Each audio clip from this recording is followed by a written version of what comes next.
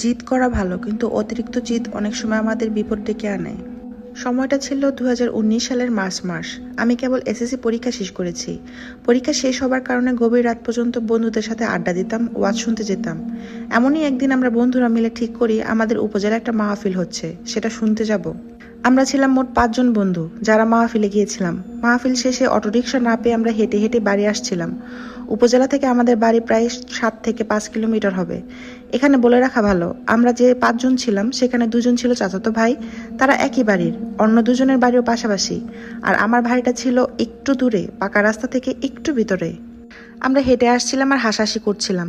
এমন সময় বন্ধু সেলিম বলে, আজকে 26কে এগিয়ে দিব না, দেখবো একা একা কিভাবে যায়। আমিও সেলিমের কথা হেসে বললাম, আমারে কি তোর ভীতু মনে হয় নাকি যে একা যেতে পারবো না? এরকম নানান কথায় কথায় আমরা আমাদের গ্রামে আসি।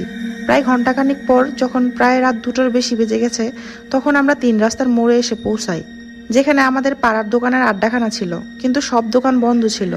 এই 3 রাস্তায় একটা চলে গেছে উত্তর পূর্ব দিকে, যে দিক দিয়ে আমার 2 বন্ধু চলে যাবে যারা চাচাতো ভাই, আর উত্তর পশ্চিম দিকের রাস্তা দিয়ে যেতে হবে আমাদের বাড়িতে। 3 রাস্তার মোড়ের বাকি 2 বন্ধুর বাড়ি। এখানে এসে 2 জন বিদায় নিয়ে চলে গেল। সেলিম আমার উদ্দেশ্য করে বলল, তুই এত রাতে আর না গেলি, আমার সাথে থাকিস। আমি উত্তরে না বলে আমি তাকে জানাই যে আমি একাই যেতে পারবো। তখন আরেক বন্ধু নাইম উত্তর দেয়, তাইলে চল আমরা 2 জন আসি, তোরা আগাই দিয়ে আসি বাড়ি পর্যন্ত। যদি ভয় পাস, দুর্ঘটনা ঘটতে তো আর সময় লাগবে না। দরকার নেই, রাত অনেক হয়ে গেছে, তোরা বাড়ি গিয়ে ঘুমা, আমি একাই যেতে পারবো, সমস্যা হবে না। নাইম বলে, দেখ সাহস ভালো, কিন্তু অতিরিক্ত সাহস ভালো না। আরে বেটা, কিচ্ছু হবে না, 11টা 12টায় কত গেছি, এখন না হয় 2:30 বাজে, তোরা যা ঘুমা। ওরাও জোর না করে চলে গেল, কিন্তু আমি মূলত সেলিমের সেই তাচ্ছিল্য করা কথায় একা যাওয়ার জিদ করেছি।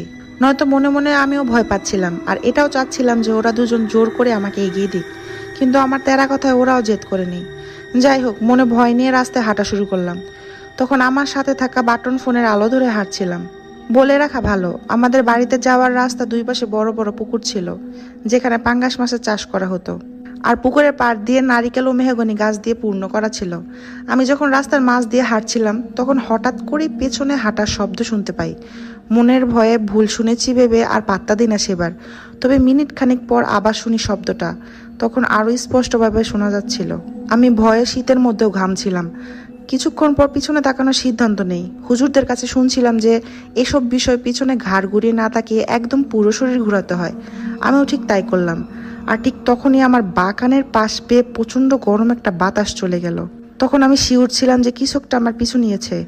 ঘুরে যাওয়ার পর আমার কানের কাছ দিয়ে বাতাস যাওয়ার পর আমি আবার পিছনে শব্দ শুনি, কিন্তু এবার কোনো পশুর মতো গর্জনের আওয়াজ ছিল।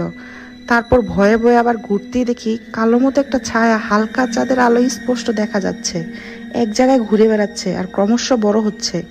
এটা দেখে আমি চিৎকার দিয়ে আমার সেই বন্ধুদের বাড়ির দিকে দৌড় দিই, আর তাদের উঠানে গিয়ে নাইম বলে জ্ঞান হারিয়ে ফেলি।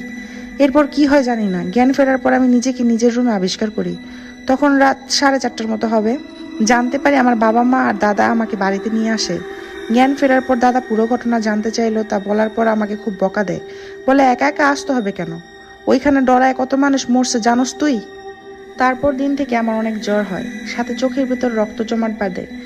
আবার 2 দিন পর জন্ডিসও ধরা পড়ে, কিন্তু আল্লাহর রহমতে আমি 15-20 দিনের ভিতরে সুস্থ হই।